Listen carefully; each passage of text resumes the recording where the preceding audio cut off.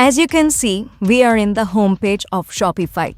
So what I'll be doing is that I'll be placing a new sales order under this particular account, that is a pre-existing account which I've created before under the name Bianca Dario.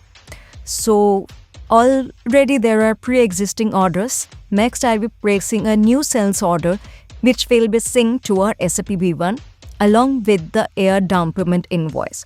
So together, the order and the down payment invoice will be directly synced to our SAP B1.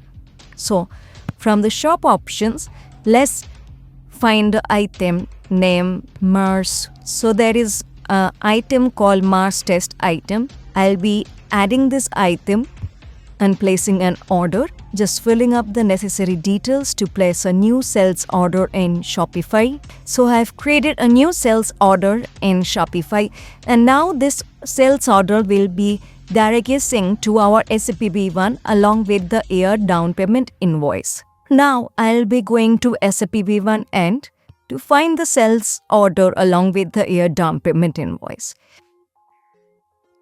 From the sales order option, I'll be finding with the customer reference number of the sales order, that was 1183. As you can see, the item have been synced along with the sales order with each and every details. This is the item number of the item that was created in Shopify, Mars Test 1 item. And now from here, if we go to the relationship map, we'll be finding the air down payment invoice that have been created along with the sales order only. So this was the syncing between Shopify and SAP B1 of the sales order along with the air down payment invoice.